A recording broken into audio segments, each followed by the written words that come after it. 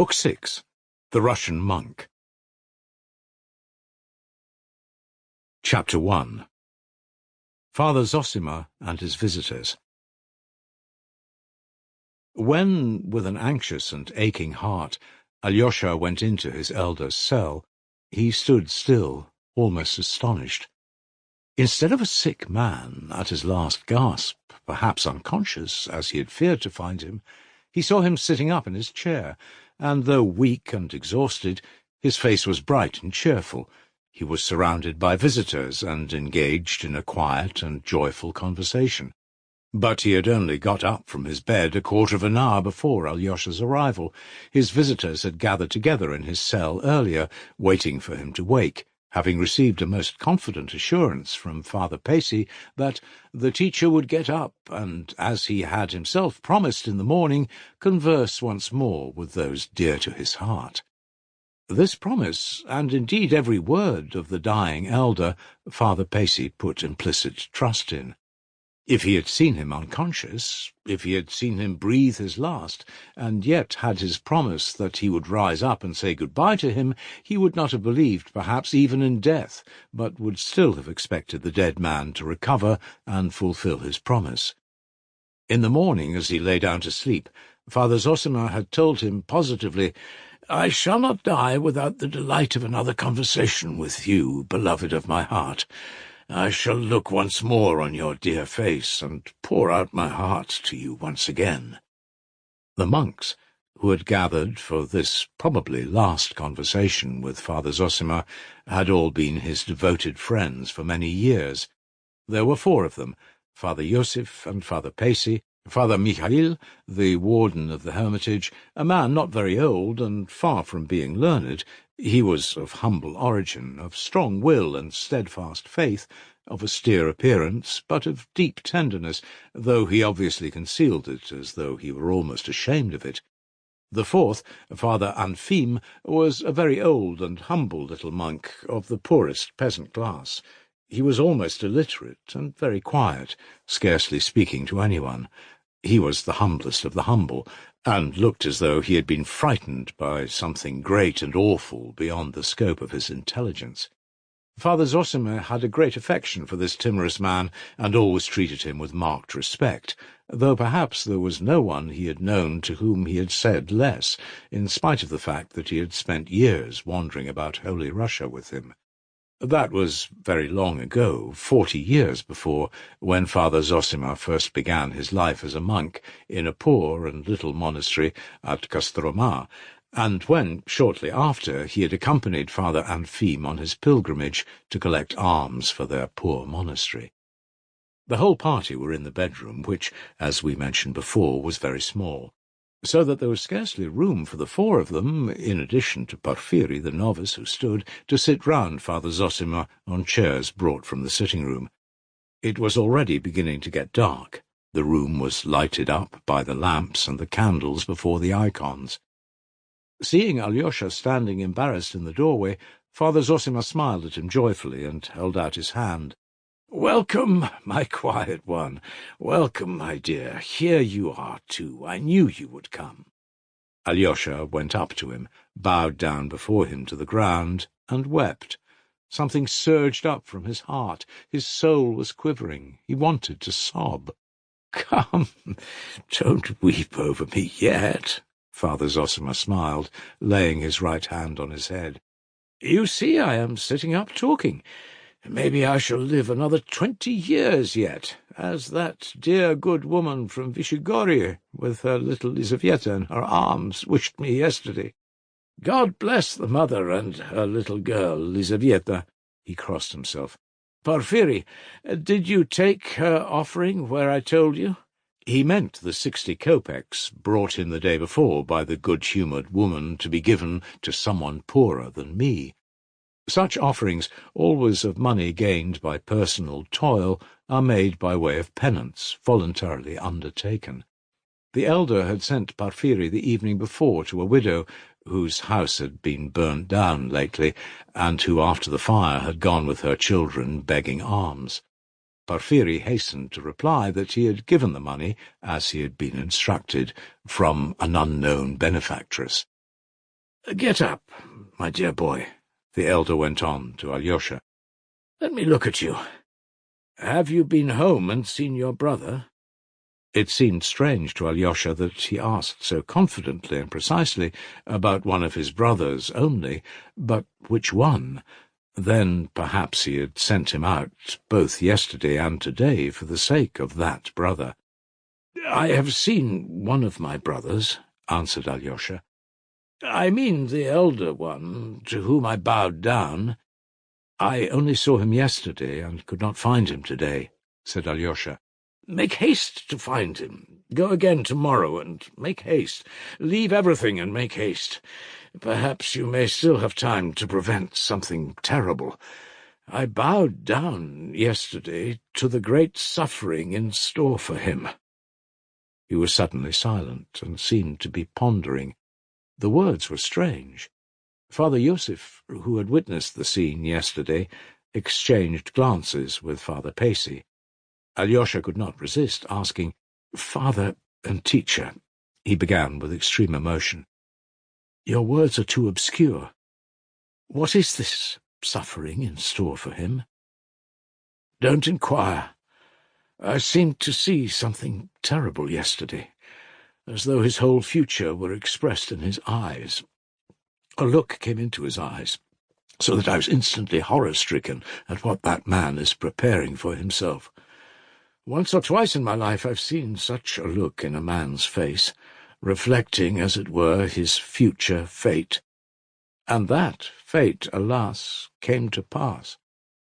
I sent you to him, Alexei, for I thought your brotherly face would help him. But everything and all our fates are from the Lord. Except a corn of wheat fall into the ground and die, it abideth alone. But if it die, it bringeth forth much fruit. Remember that. You, Alexei, I've many times silently blessed for your face. Know that," added the elder with a gentle smile. "This is what I think of you. You will go forth from these walls, but will live like a monk in the world. You will have many enemies, but even your foes will love you. Life will bring you many misfortunes, but you will find your happiness in them, and will bless life, and will make others bless it, which is what matters most. Well, that is your character. Fathers and teachers," he addressed his friends with a tender smile, "I have never till today told even him why the face of this youth is so dear to me.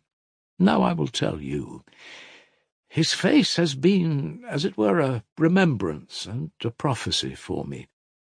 At the dawn of my life, when I was a child, I had an elder brother who died before my eyes at 17. And later on, in the course of my life, I gradually became convinced that that brother had been for a guidance and a sign from on high for me. For had he not come into my life, I should never, perhaps, so I fancy at least, have become a monk and entered on this precious path. He appeared first to me in my childhood, and here, at the end of my pilgrimage, he seems to have come to me over again. It is marvellous, fathers and teachers, that Alexei, who has some, though not a great, resemblance in face, seems to me so like him spiritually that many times I have taken him for that young man, my brother, mysteriously come back to me at the end of my pilgrimage, as a reminder and an inspiration. So that I positively wondered at so strange a dream in myself. Do you hear this, Porphyry?" He turned to the novice who waited on him. "Many times I've seen in your face, as it were, a look of mortification that I love Alexei more than you. Now you know why that was so. But I love you too, know that, and many times I grieved at your mortification. I should like to tell you, dear friends, of that youth, my brother, for there has been no presence in my life more precious, more significant, and touching. My heart is full of tenderness, and I look at my whole life at this moment as though living through it again." Here I must observe that this last conversation of Father Zossima with the friends who visited him on the last day of his life has been partly preserved in writing. Alexei Fyodorovitch Karamazov wrote it down from memory some time after his elder's death. But whether this was only the conversation that took place then, or whether he added it to his notes of parts of former conversations with his teacher, I cannot determine. In his account, Father Zossima's talk goes on without interruption, as though he told his life to his friends in the form of a story, though there is no doubt from other accounts of it that the conversation that evening was general. Though the guests did not interrupt Father Zossima much, yet they too talked, perhaps even told something themselves. Besides, Father Zossima could not have carried on an uninterrupted narrative, for he was sometimes gasping for breath. His voice failed him, and he even lay down to rest on his bed, though he did not fall asleep, and his visitors did not leave their seats. Once or twice the conversation was interrupted by Father Pacy's reading the Gospel. It is worthy of note, too, that no one of them supposed that he would die that night, for on that evening of his life, after his deep sleep in the day, he seemed suddenly to have found new strength, which kept him up through this long conversation. It was like a last effort of love, which gave him marvellous energy, only for a little time, however, for his life was cut short immediately, but of that later. I will only add now that I have preferred to confine myself to the account given by Alexei Fyodorovitch Karamazov. It will be shorter, and not so fatiguing, though, of course, as I must repeat, Alyosha took a great deal from previous conversations and added them to it. Notes of the life of the deceased priest and monk, the elder Zossima, taken from his own words by Alexei Fyodorovitch Karamazov. Biographical notes. A. Father Zossima's brother. Beloved fathers and teachers, I was born in a distant province in the north, in the town of V. My father was a gentleman by birth, but of no great consequence or position. He died when I was only 2 years old, and I don't remember him at all. He left my mother a small house built of wood, and a fortune, not large, but sufficient to keep her and her children in comfort. There were 2 of us, my elder brother, Maciel, and I. He was 8 years older than I was, of hasty, irritable temperament, but kind-hearted and never ironical. He was remarkably silent, especially at home with me, his mother, and the servants. He did well at school, but did not get on with his schoolfellows, though he never quarrelled, at least so my mother has told me. 6 months before his death, when he was 17, he made friends with a political exile who had been banished from Moscow to our town for free thinking and led a solitary existence there. He was a good scholar who had gained distinction in philosophy in the university. Something made him take a fancy to Maciel, and he used to ask him to see him. The young man would spend whole evenings with him during that winter, till the exile was summoned to Petersburg to take up his post again at his own request, as he had powerful friends. It was the beginning of Lent, and Maciel would not fast. He was rude, and laughed at it. "That's all silly twaddle, and there is no God," he said, horrifying my mother, the servants, and me too, for though I was only 9, I too was aghast at hearing such words. We had 4 servants, all serfs. I remember my mother selling one of the 4, the cook, Afimya, who was lame and elderly, for 60 paper roubles, and hiring a free servant to take her place. In the 6th week in Lent, my brother, who was never strong and had a tendency to consumption, was taken ill. He was tall and thin and delicate-looking, and of very pleasing countenance.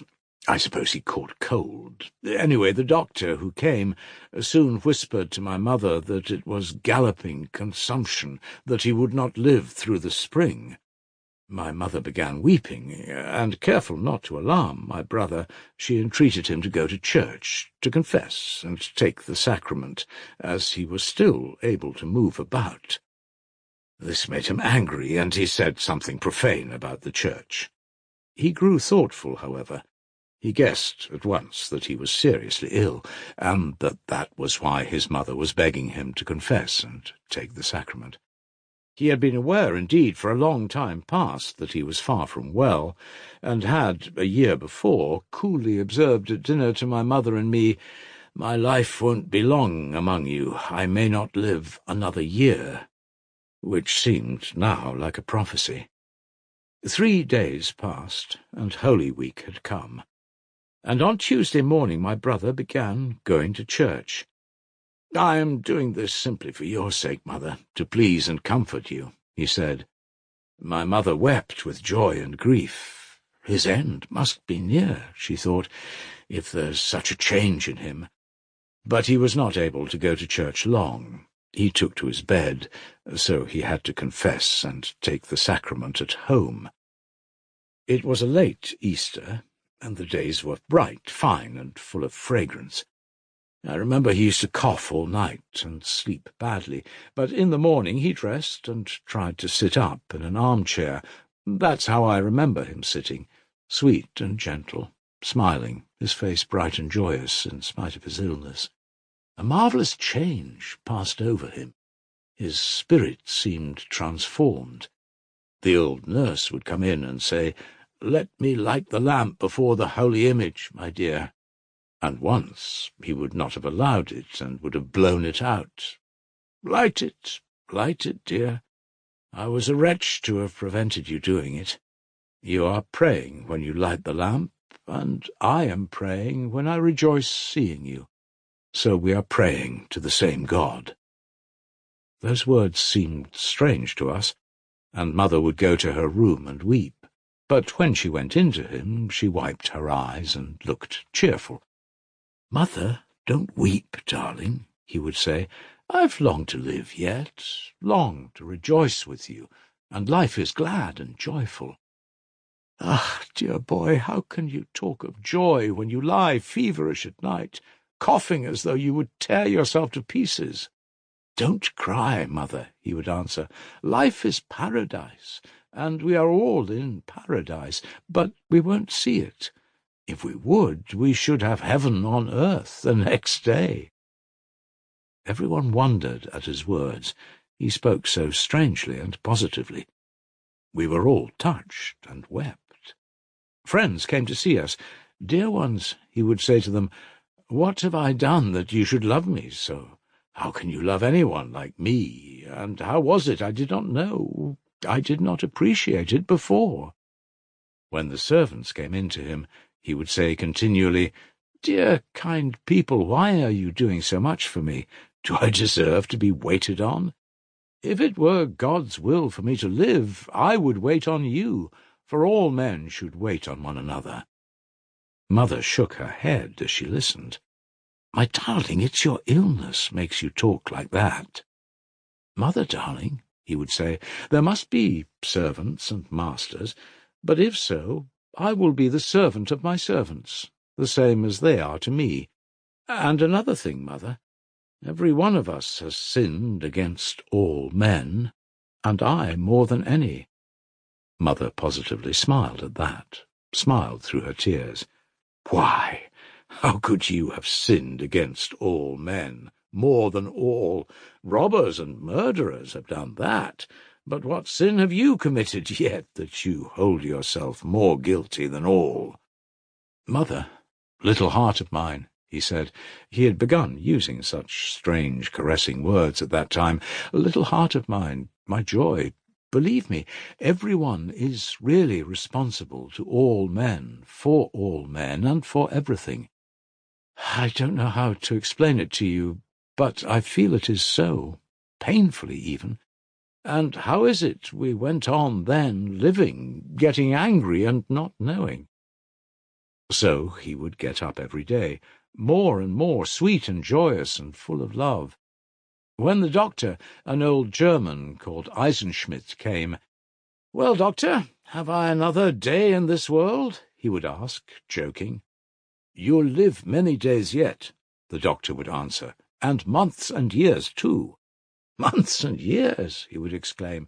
"Why reckon the days? One day is enough for a man to know all happiness. My dear ones, why do we quarrel? Try to outshine each other and keep grudges against each other. Let's go straight into the garden, walk and play there, love, appreciate and kiss each other, and glorify life." "Your son cannot last long," the doctor told my mother as she accompanied him to the door. "The disease is affecting his brain." The windows of his room looked out into the garden, and our garden was a shady one, with old trees in it which were coming into bud.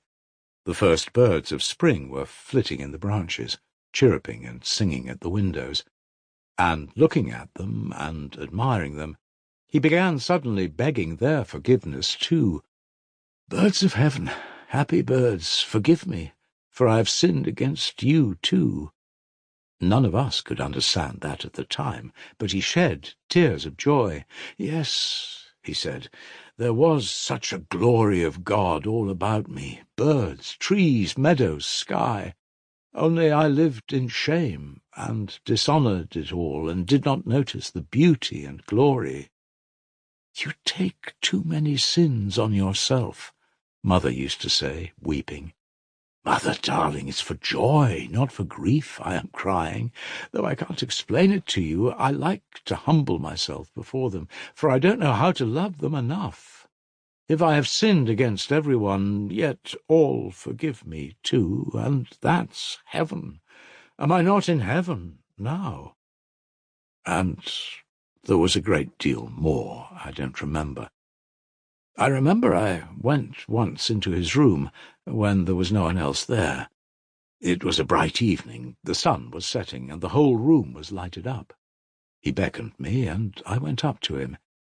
He put his hands on my shoulders and looked into my face tenderly, lovingly. He said nothing for a minute, only looked at me like that.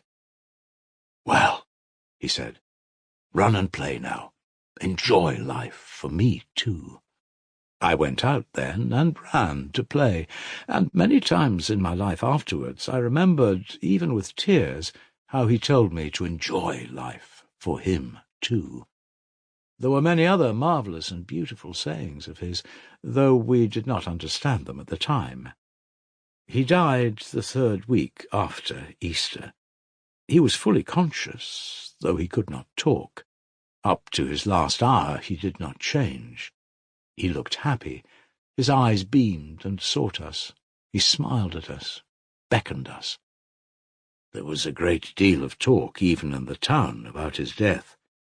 I was impressed by all this at the time, but not too much so, though I cried a good deal at his funeral. I was young then, a child. But a lasting impression, a hidden feeling of it all, remained in my heart, ready to rise up and respond when the time came. So, indeed, it happened. B. Of the Holy Scriptures in the life of Father Zossima. I was left alone with my mother. Her friends began advising her to send me to Petersburg as other parents did. "You have only one son now," they said, "and have a fair income, and you will be depriving him, perhaps, of a brilliant career if you keep him here." They suggested I should be sent to Petersburg to the Cadet Corps, that I might afterwards enter the Imperial Guard. My mother hesitated for a long time. It was awful to part with her only child, but she made up her mind to it at last, though not without many tears, believing she was acting for my happiness. She brought me to Petersburg and put me into the Cadet Corps, and I never saw her again. For she, too, died 3 years afterwards. She spent those 3 years mourning and grieving for both of us. From the house of my childhood, I have brought nothing but precious memories, for there are no memories more precious than those of early childhood in one's first home. And that is almost always so if there is any love and harmony in the family at all. Indeed, precious memories may remain even of a bad home, if only the heart knows how to find what is precious. With my memories of home, I count, too, my memories of the Bible, which, child as I was very eager to read at home. I had a book of scripture history then, with excellent pictures, called 104 Stories from the Old and New Testament, and I learned to read from it. I have it lying on my shelf now. I keep it as a precious relic of the past. But even before I learned to read, I remember first being moved to devotional feeling at 8 years old. My mother took me alone to Mass. I don't remember where my brother was at the time, on the Monday before Easter. It was a fine day, and I remember today, as though I saw it now, how the incense rose from the censer and softly floated upwards, and overhead in the cupola mingled in rising waves with the sunlight that streamed in at the little window. I was stirred by the sight, and for the first time in my life I consciously received the seed of God's word in my heart. A youth came out into the middle of the church carrying a big book, so large that at the time I fancied he could scarcely carry it. He laid it on the reading desk, opened it, and began reading, and suddenly, for the first time, I understood something read in the Church of God. In the land of Uz there lived a man, righteous and God-fearing, and he had great wealth. So many camels, so many sheep and asses, and his children feasted, and he loved them very much, and prayed for them. It may be that my sons have sinned in their feasting. Now the devil came before the Lord, together with the sons of God, and said to the Lord that he had gone up and down the earth and under the earth. And hast thou considered my servant Job? God asked of him. And God boasted to the devil, pointing to his great and holy servant, and the devil laughed at God's words. Give him over to me, and thou wilt see that thy servant will murmur against thee and curse thy name. And God gave up the just man he loved so to the devil. And the devil smote his children and his cattle, and scattered his wealth, all of a sudden, like a thunderbolt from heaven. And Job rent his mantle, and fell down upon the ground, and cried aloud, Naked came I out of my mother's womb, and naked shall I return into the earth. The Lord gave, and the Lord has taken away. Blessed be the name of the Lord for ever and ever. Fathers and teachers, forgive my tears now, for all my childhood rises up again before me, and I breathe now as I breathed then, with the breast of a little child of 8, and I feel as I did then, awe and wonder and gladness. The camels at that time caught my imagination, and Satan, who talked like that with God, and God, who gave his servant up to destruction, and his servant crying out, Blessed be thy name, although thou dost punish me. And then the soft and sweet singing in the church, Let my prayer rise up before thee. And again incense from the priest's censer, and the kneeling and the prayer. Ever since then, only yesterday I took it up, I've never been able to read that sacred tale without tears. And how much that is great, mysterious, and unfathomable there is in it. Afterwards I heard the words of mockery and blame, proud words. How could God give up the most loved of his saints for the diversion of the devil, take from him his children, smite him with sore boils, so that he cleansed the corruption from his sores with a potsherd, and for no object except to boast to the devil, See what my saint can suffer for my sake? But the greatness of it lies just in the fact that it is a mystery, that the passing earthly show and the eternal verity are brought together in it. In the face of the earthly truth, the eternal truth is accomplished.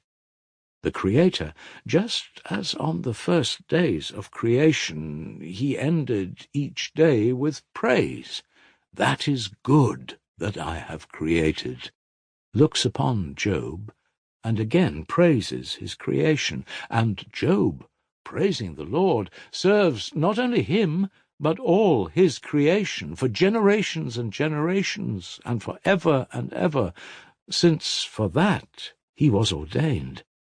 Good heavens, what a book it is, and what lessons there are in it. What a book the Bible is! What a miracle, what strength is given with it to man! It is like a mould cast of the world and man and human nature. Everything is there, and a law for everything, for all the ages. And what mysteries are solved and revealed! God raises Job again, gives him wealth again. Many years pass by, and he has other children, and loves them. But how could he love those new ones when those first children are no more, when he has lost them? Remembering them, how could he be fully happy with those new ones, however dear the new ones might be? But he could. He could. It's the great mystery of human life that old grief passes gradually into quiet, tender joy. The mild serenity of age takes the place of the riotous blood of youth. I bless the rising sun each day, and, as before, my heart sings to meet it. But now I love even more its setting, its long slanting rays, and the soft, tender, gentle memories that come with them, the dear images from the whole of my long, happy life, and over all the divine truth, softening, reconciling, forgiving. My life is ending, I know that well, but every day that is left to me I feel how earthly life is in touch with a new, infinite, unknown, but approaching life, the nearness of which sets my soul quivering with rapture, my mind glowing, and my heart weeping with joy. Friends and teachers, I have heard more than once, and of late one may hear it more often, that the priests, and above all the village priests, are complaining on all sides of their miserable income and their humiliating lot. They plainly state, even in print, I've read it myself, that they are unable to teach the Scriptures to the people because of the smallness of their means, and if Lutherans and heretics come and lead the flock astray, they let them lead them astray because they have so little to live upon. May the Lord increase the sustenance that is so precious to them, for their complaint is just, too. But of a truth I say, if anyone is to blame in the matter, half the fault is ours, for he may be short of time. He may say truly that he is overwhelmed all the while with work and services, but still it's not all the time. Even he has an hour a week to remember God, and he does not work the whole year round. Let him gather round him once a week, some hour in the evening, if only the children at first. The fathers will hear of it, and they too will begin to come. There's no need to build halls for this. Let him take them into his own cottage. They won't spoil his cottage. They would only be there 1 hour. Let him open that book and begin reading it without grand words or superciliousness, without condescension to them, but gently and kindly, being glad that he is reading to them and that they are listening with attention, loving the words himself, only stopping from time to time to explain words that are not understood by the peasants. Don't be anxious. They will understand everything. The orthodox heart will understand all. Let him read them about Abraham and Sarah, about Isaac and Rebekah, of how Jacob went to Laban and wrestled with the Lord in his dream and said, "This place is holy," and he will impress the devout mind of the peasant. Let him read, especially to the children, how the brothers sold Joseph, the tender boy, the dreamer and prophet, into bondage, and told their father that a wild beast had devoured him, and showed him his blood-stained clothes. Let him read them how the brothers afterwards journeyed into Egypt for corn, and Joseph, already a great ruler, unrecognized by them, tormented them, accused them, kept his brother Benjamin, and all through love. I love you, and, loving you, I torment you. For he remembered all his life how they had sold him to the merchants in the burning desert by the well, and how, wringing his hands, he had wept and besought his brothers not to sell him as a slave in a strange land, and how, seeing them again after many years, he loved them beyond measure, but he harassed and tormented them in love.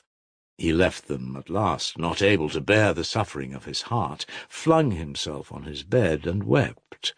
Then, wiping his tears away, he went out to them joyful, and told them, "Brothers, I am your brother Joseph." Let him read them further, how happy old Jacob was on learning that his darling boy was still alive, and how he went to Egypt, leaving his own country, and died in a foreign land, bequeathing his great prophecy that had lain mysteriously hidden in his meek and timid heart all his life, that from his offspring, from Judah, will come the great hope of the world, the Messiah and Saviour. Fathers and teachers, forgive me, and don't be angry, that, like a little child, I've been babbling on of what you know long ago, and can teach me 100 times more skilfully. I only speak from rapture, and forgive my tears, for I love the Bible. Let him too weep, the priest of God, and be sure that the hearts of his listeners will throb in response. Only a tiny seed is needed. Drop it into the heart of the peasant, and it won't die. It will live in his soul all his life. It will be hidden in the midst of his darkness and sin, like a bright spot, like a great reminder. And there's no need of much teaching or explanation. He will understand it all simply. Do you suppose that the peasants don't understand? Try reading them the touching story of the fair Esther and the haughty Vashti, or the miraculous story of Jonah in the whale. Don't forget either the parables of our Lord. Choose especially from the Gospel of St. Luke. That is what I did. And then from the Acts of the Apostles, the conversion of St. Paul. That you mustn't leave out on any account. And from the lives of the saints, for instance, the life of Alexei, the man of God, and, greatest of all, the happy martyr and the seer of God, Mary of Egypt, and you will penetrate their hearts with these simple tales. Give 1 hour a week to it, in spite of your poverty, only 1 little hour, and you will see for yourselves that our people is gracious and grateful, and will repay you 100-fold. Mindful of the kindness of their priest and the moving words they have heard from him, they will, of their own accord, help him in his fields and in his house, and will treat him with more respect than before, so that it will even increase his worldly well-being too. The thing is so simple that sometimes one is even afraid to put it into words for fear of being laughed at, and yet how true it is. One who does not believe in God will not believe in God's people. He who believes in God's people will see his holiness too, even though he had not believed in it till then. Only the people and their future spiritual power will convert our atheists, who have torn themselves away from their native soil. And what is the use of Christ's words, unless we set an example? The people is lost without the word of God, for its soul is athirst for the word and for all that is good. In my youth, long ago, nearly 40 years ago, I travelled all over Russia with Father Anfim, collecting funds for our monastery, and we stayed one night on the bank of a great navigable river with some fishermen. A good-looking peasant lad, about 18, joined us. He had to hurry back next morning to pull a merchant's barge along the bank. I noticed him looking straight before him with clear and tender eyes. It was a bright, warm, still July night. A cool mist rose from the broad river. We could hear the plash of a fish. The birds were still. All was hushed and beautiful, everything praying to God. Only we too were not sleeping, the lad and I, and we talked of the beauty of this world of God's, and of the great mystery of it. Every blade of grass, every insect, ant, and golden bee, all so marvellously know their path, though they have not intelligence. They bear witness to the mystery of God, and continually accomplish it themselves. I saw the dear lad's heart was moved. He told me that he loved the forest and the forest birds. He was a bird-catcher, knew the note of each of them, could call each bird. "I know nothing better than to be in the forest," said he, "though all things are good." "Truly," I answered him, "all things are good and fair, because all is truth." "Look," said I, "at the horse, that great beast that is so near to man, or the lowly, pensive ox which feeds him and works for him.